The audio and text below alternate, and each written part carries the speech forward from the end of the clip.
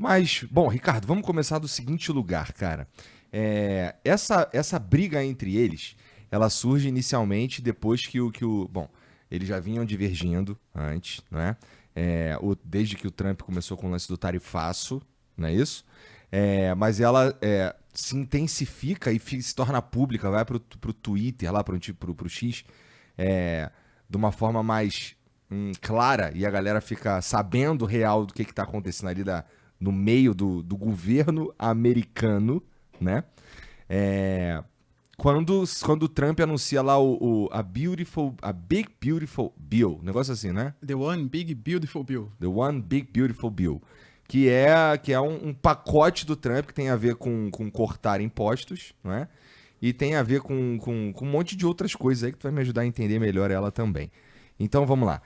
Acho que é um bom lugar pra gente começar a entender legal o que o Trump estava propondo ali com esse Big Beautiful Bill, né?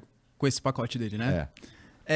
Basicamente, assim, o que ele quer é fazer uma mega reforma na maneira como os Estados Unidos tributam e como eles dão isenções fiscais, quais vão ser os privilégios, enfim.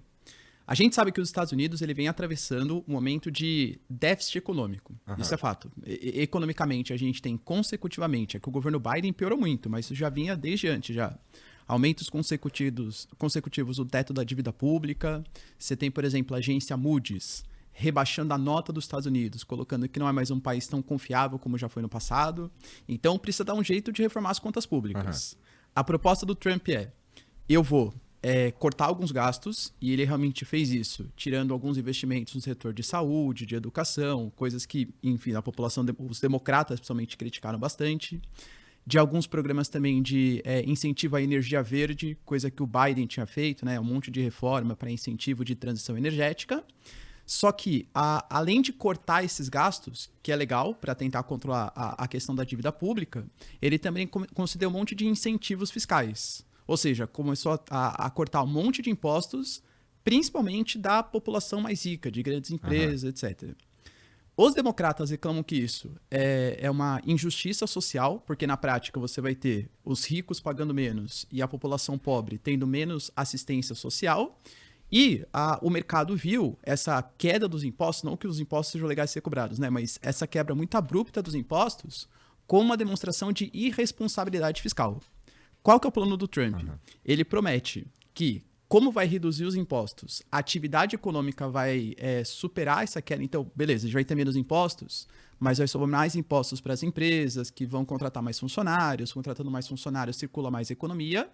E ele promete também melhorar a balança comercial americana, que ele fala que os Estados Unidos têm um déficit na balança comercial há mais de 80 anos, e de fato é verdade, e que essas taxações que ele está colocando, no mínimo de 10%, vão suprir parte dessa demanda de dinheiro que os Estados Unidos precisa. Tanto que ele fala a conta simples, né? Ao longo de todas as décadas, o que a gente percebeu é que os governos democratas ou os governos americanos, eles foram cada vez mais isentando os países estrangeiros, então eles não precisavam pagar para entrar no nosso mercado e cobrando mais da população interna. Então, meu plano é o quê? A gente vai isentar a nossa população, fazer eles pagarem menos e cobrar mais dos países estrangeiros, para fechar essa conta no 0 a 0. Uhum. Só que ele não leva em conta um monte de variável, né? Porque se você sobretaxa os países, é natural que tenha menos comércio. Então, assim, a estimativa do mercado, e o próprio Elon Musk compartilhou isso, é que a gente tenha um aumento da dívida pública dos Estados Unidos que pode superar a casa dos 36 trilhões de dólares em questão de 2, 3 anos. É muita coisa. 36 trilhões de dólares, meu irmão. Se tu pensar nisso em reais... Já era, já.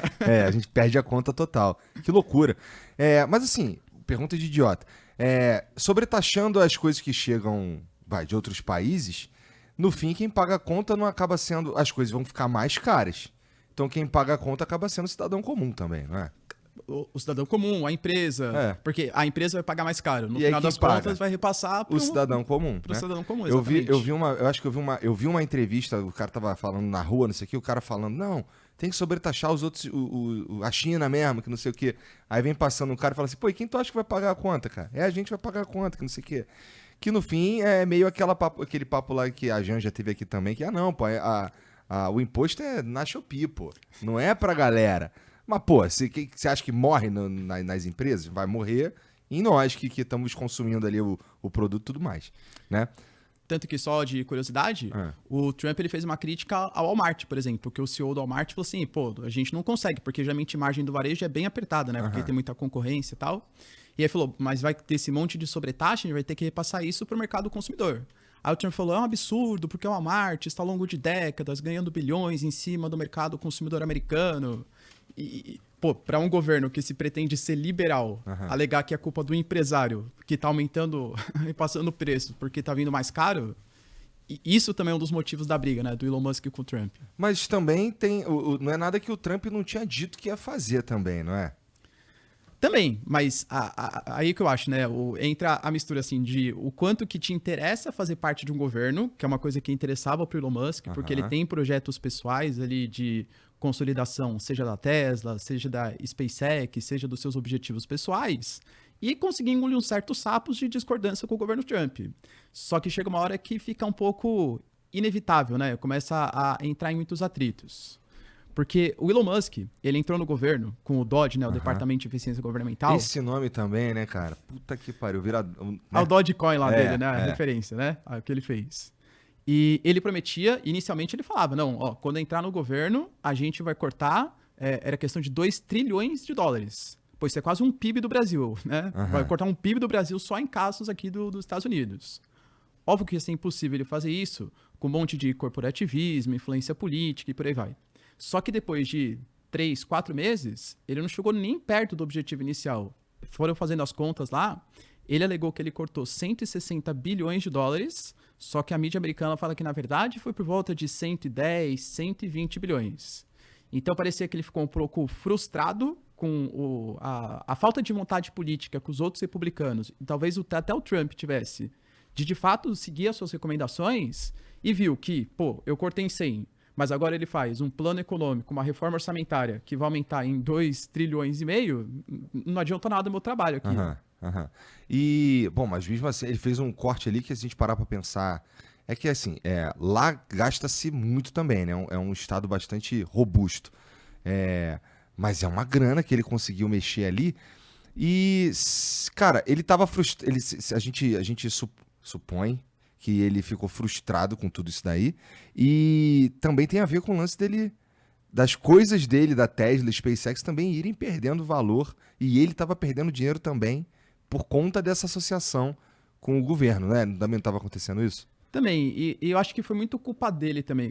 Claro, é difícil a gente fazer um exercício aqui de psicologia, né? O que exatamente ele pensou. Mas quando ele entra no governo, ele já começa disparando contra vários líderes europeus, por exemplo. Não, eu vou fazer ali, ó, uma live com a Alternativa para a Alemanha, porque a gente tem que tirar o Olaf Scholz, tem que fazer a direita nacionalista alemã crescer, se relaciona com o Vox, que é o partido ali da Espanha, com o Chega, por exemplo, em Portugal. E os europeus, eles começam a perceber que, porque uma coisa é o Elon Musk, já seria meio complicado já, porque o cara é dono da Tesla, SpaceX, o cara é dono, por exemplo, do X, que é uma rede de comunicação.